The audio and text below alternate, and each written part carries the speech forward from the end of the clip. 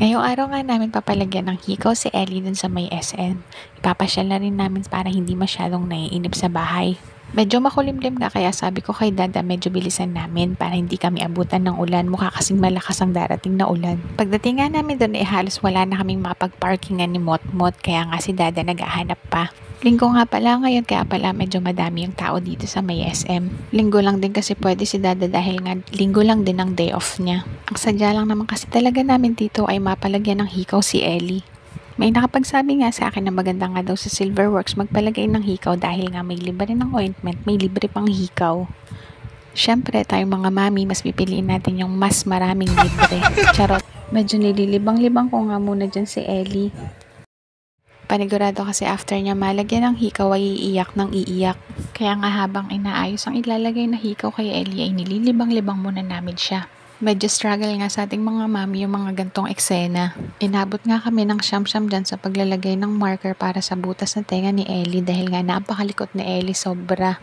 Natutuwa nga ako sa dalawang ate na to dahil nga ang babait nilang kausap. Halos inaamo na nila si Ellie. Si Ellie naman kasi ayaw makisama. Charot. Pagkatapos nga ng maraming utuan ay nalagyan na ng marker ang tenga ni Ellie. Marker pa nga lang yung nailalagay ni ate pero nakaubos na kami ng ilang minuto dahil nga si Ellie napakalikot. Nakaubos na nga kami ng ilang minuto pero hindi pa rin nilalagyan ni ate ng hikaw si Ellie dahil nga sobrang likot. Dapat talaga mahaba ang pasensya mo pag ganito yung trabaho mo. Sabi ko nga kay ate, hahawaan ko na lang ng mahigpit si Ellie para matapos na kami. Isang tenga pa nga lang nalalagyan si Ellie pero todo na yung iyak niya. After nga malagyan ng hikaw yung isang tenga niya, isang linggo ko muna siyang pinatahan bago uli babalik sa kabilang tenga naman. Ayan nga, todong iyak niya dahil nga siguro nasaktan siya. After nga malibang ay sabi ko simulan na uli dun sa kabilang tenga para nga matapos na kami't makauwi na. Saglit at same naman din magpabutas dito kaya lang siguro umiyak si Ellie ng todo dahil nga nagulat dun sa ginamit na utensil sa pagbutas ng tenga niya. After nga malagyan ng hikaw ang dalawang tenga ni Ellie ay nilagyan din ng ointment ni ate para nga daw hindi kumirot. Pagkatapos nga ay inaya ko na sila Dada na umuwi dahil nga medyo madilim na baka abutan kami ng ulan. Achievement nga para sa ating mga mami yung mga gantong eksena, yung maibigay mo lang lahat sa anak mo kahit wala nang matira para sa'yo.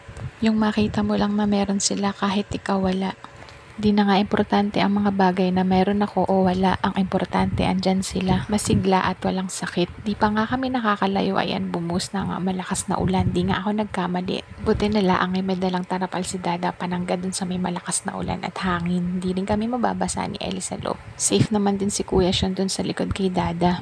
Oh siya, next time na lang ulit tayo magkwentuhan. Yun lang muna. Salamat!